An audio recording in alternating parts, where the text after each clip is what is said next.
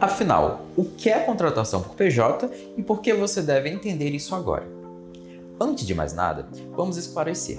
Contratação por pessoa jurídica ou PJ significa firmar um contrato cível entre empresas. Nesse modelo, o prestador de serviços precisa ter um CNPJ ativo na Receita Federal e não possuir vínculo empregatício com a empresa contratante.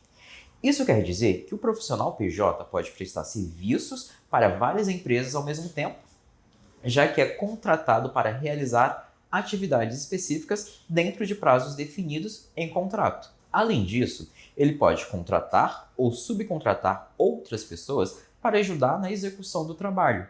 Já a contratação sob o regime da CLT, formalizada por meio de um contrato, que é a assinatura da carteira de trabalho, tem como objetivo organizar e proteger a relação entre empregadores e empregados, garantindo direitos previstos em lei. Entre esses direitos, destacam-se a jornada de trabalho de até 44 horas semanais, limitada a 8 horas diárias, com intervalo mínimo de 1 hora para descanso ou alimentação. Descanso semanal remunerado, preferencialmente aos domingos, férias anuais remuneradas após 12 meses de trabalho, acrescidos do adicional de 1/3 do salário, pagamento do salário até o 5º dia útil de cada mês, depósito mensal do FGTS, que é uma obrigação da empresa e não pode ser descontado do trabalhador. Agora, CPJ traz vantagens como liberdade de horários, possibilidade de negociar diretamente seus serviços e potencial de ganhos maiores.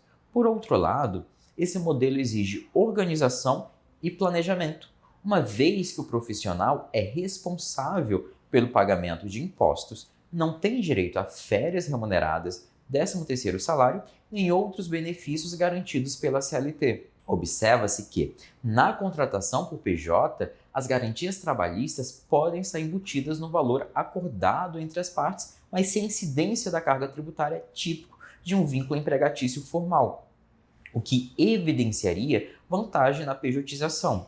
Essa forma de contratação tem se tornado cada vez mais comum, justamente porque não se aplicam as mesmas regras e obrigações previstas para contratos seletistas.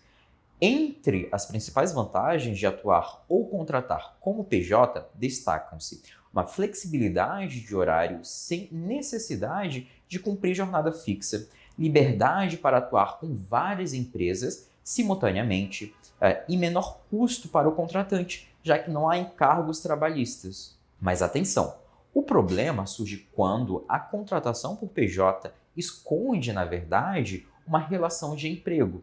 Isso acontece quando o trabalhador, apesar de ter um contrato de prestação de serviços, exerce suas funções com todas as características de um empregado CLT. De acordo com o artigo 2º e 3º da CLT, para que exista vínculo empregatício, é necessário que 4 requisitos estejam presentes ao mesmo tempo, como pessoalidade, em que o trabalhador deve prestar o serviço pessoalmente, sem poder ser substituído por outra pessoa, sem autorização do empregador, bem como a habitualidade, ou seja, o trabalho ele deve ser feito de forma contínua, regular e frequente, não de maneira esporádica.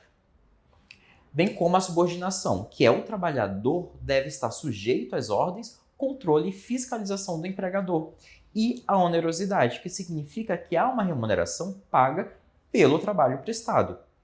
Esses critérios são objetivos e cumulativos, ou seja, se todos estiverem presentes na relação de trabalho, há vínculo empregatício, independentemente do nome dado ao contrato ou a forma como ele foi firmado.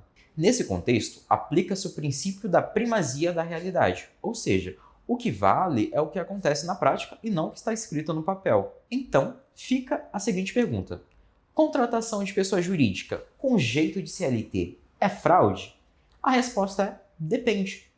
Quando a contratação por pessoa jurídica é utilizada para mascarar uma verdadeira relação de emprego, estamos diante da chamada pejotização, que pode configurar uma fraude trabalhista. Essa prática ocorre quando, mesmo havendo todos os elementos de um vínculo empregatício, como pessoalidade, habitualidade, subordinação e onerosidade, o empregador exige que o trabalhador atue como pessoa jurídica apenas para reduzir encargos e obrigações trabalhistas. Ou seja, quando a contratação por PJ é usada apenas para simular uma relação de empresas sem que exista real autonomia ou independência por parte do trabalhador, há indícios claros de fraude. Nesses casos, há uma precarização das condições de trabalho, pois o trabalhador deixa de receber direitos garantidos pela CLT. E nesse cenário, o trabalhador pode recorrer à Justiça do Trabalho para pedir o reconhecimento do vínculo empregatício e reivindicar os direitos que lhe foram negados, como férias mais do texto constitucional, 13º salário, FGTS, entre outros benefícios, todos de forma retroativa. Agora, um ponto importante: existe prazo para isso. O trabalhador tem até 2 anos após o fim da relação de trabalho para entrar com ação, podendo cobrar valores referentes aos últimos 5 anos de trabalho. Atualmente, o tema da pejotização está em discussão no Supremo Tribunal Federal no recurso extraordinário com agravo número 1.532.603, que deu origem ao tema de repercussão geral número 1389.